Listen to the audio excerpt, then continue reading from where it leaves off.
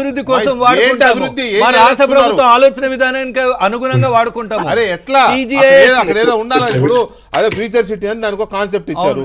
దీంట్లో కాన్సెప్ట్ ఏంటి? వీళ్ళకి ఎక్కడ ఆగుతుంది? అంత షుగర్ పేషెంట్ ఎక్కడ ఆగుతుంది? అక్కడ జేసీబీలు బొక్కలు ఎందుకు వెళ్ళినాయి ప్లానింగ్ లేకుండా?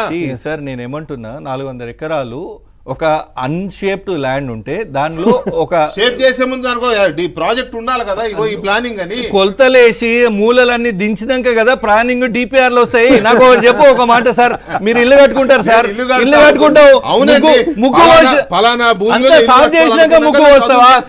ఇక్కడే ప్రజలకు అర్థమవుతుంది. ఇల్లు కట్టుకునే జాగా బొందలు బోరిగలు సాగు చేసి ముగ్గు వస్తావా? ముగ్గు ఏ నంగా వస్తావు చెప్పు. లేకపోతే ముగ్గు ఎందుకు అనేది ముందు తెలియాలిగా. ఇల్లు కట్టుకోవడానికి తెలుసు కదా. అభివృద్ధి 400 ఎకరాల్లో ఇల్లు కడదాం అనుకుంటున్నా చెప్పి జేసీబీ తీసుకొని ఇల్లు, అది మీ సైడ్ నుంచి జరుగుతున్న తప్పుగా అవుతుంది. ప్రజలకు ఇస్తున్న చాలు, ప్రజలకు చాలా అర్థమైంది ఇప్పటికే. మా బౌండరీ పెట్టుకోవాలన్నా వద్దా? ఇద్దరి మధ్య ప్రజలు భరించలేకపోతున్నారు. ఎందుకు భరించాలి? అది బీఆర్ఎస్ చిల్లర రాజకీయం. ఏం చేశారండి?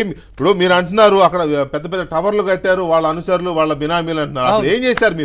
మీరు ప్రతిపక్షంలో ఉండి ఏం ఆపారు? వాళ్ళు అప్పుడు వాళ్ళతో వాళ్ళతో లాలించబడ్డ కేటీఆర్ ఏ రకమైన షో చేస్తుందో చూస్తున్నారు కదా. అది ఎన్నిసార్లు చూపిస్తావు సార్? సలార్ సినిమా చూస్తున్నా సార్. చూపి కానీ 50 జేసీబీలు సార్.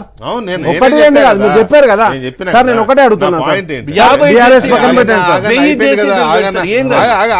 ప్రభుత్వ భూమి ప్రభుత్వం కేటీఆర్ గారికి ఏంటి నొప్పి నాకు అర్థం కాదు. కేటీఆర్ గారు ప్రతిపక్షంగా మాకేం ఏమంటానంటే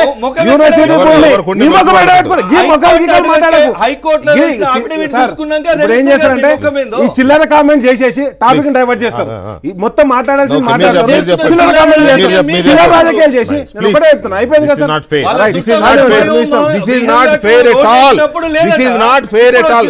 మీరు పవర్ లో ఉన్నారు, మీరు ఒక పని చేయదలుచుకున్నారు, అవతల ఆర్గ్యుమెంట్స్ వస్తున్నాయి, అమ్ముకుంటే అడ్డం కాదండి, ఆగండి. మీరు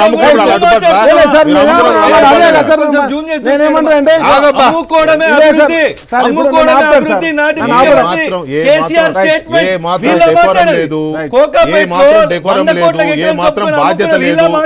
ఏ మాత్రం డెకోరం లేదు, ఏ మాత్రం బాధ్యత లేదు. కాదు, స్ట్రీట్ ఫైట్ లాగా చేస్తారు. నాకు తెలుసు కానీ స్ట్రీట్ ఫైట్ లాగా చేస్తారు ఎక్కడికి వెళ్ళినా కూడా. అభివృద్ధి అంటాడు. ఏం చేశారు? ఆపుతారా please? I'm requesting you, please honour my word, please respect, please. ఇప్పుడు చెప్పండి. ఇప్పుడు నేను చెప్పేది ఏంటంటే మా దగ్గరికి ఏంటి అసలు మీరు అడ్డుకోవడం కారణం? 1 మినిట్ సార్, అదే చెప్పండి. మా దగ్గరికి హెచ్సియు స్టూడెంట్స్ వచ్చారు సార్. మాకు ఇక్కడ మా భూమిని తీసుకుంటున్నారని స్టూడెంట్స్ వచ్చి మాకు రిప్రజెంటేషన్ ఇచ్చారు.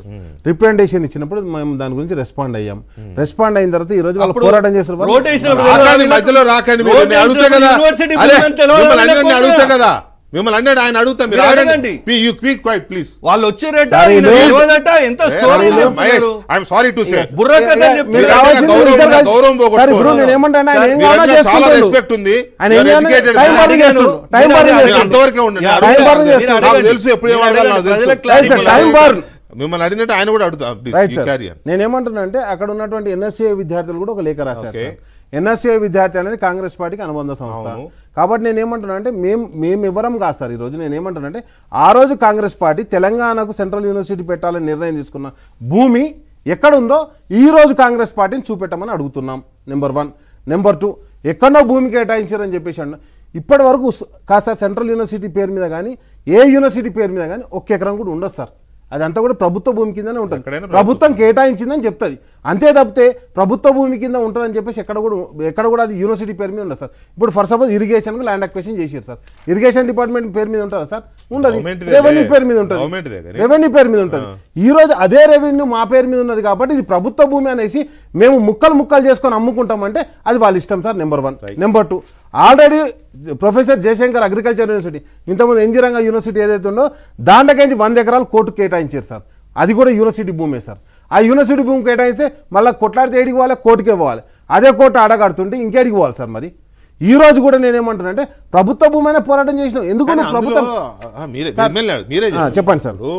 అక్కడ ఆ యూనివర్సిటీ జయశంకర్ అగ్రికల్చర్ యూనివర్సిటీలో కోర్టు కట్టారు అని అంటున్నారు. కోర్టుకి ఇచ్చారు. అదేనండి, ఇచ్చారంటే ఆ జడ్జిలు ఎత్తుకుపోరు కదా దాన్ని. అదే సార్, ప్రభుత్వం కేటాయించింది. అక్కడ హైకోర్టు కడతారు. ఓకే, అది పబ్లిక్ పర్పసే కదా. అదేమి అంటే యూనివర్సిటీ భూములే దొరికినాయి సార్. ఇప్పుడు ఫోర్త్ ఎస్టేట్ డబుల్ బెడ్రూమ్ కడతాడు, ఓయూలో డబుల్ బెడ్రూమ్ కడతాడు కేసీఆర్. ఓయూలో డబుల్ బెడ్రూమ్ కష్టం సార్, అంతకంటే గట్టిగా యూనివర్సిటీ భూములు మాట్లాడుతున్నారు. ఇప్పుడు ఐటీ సంస్థలు కూడా సొసైటీ గురించే కడతారు కాబట్టి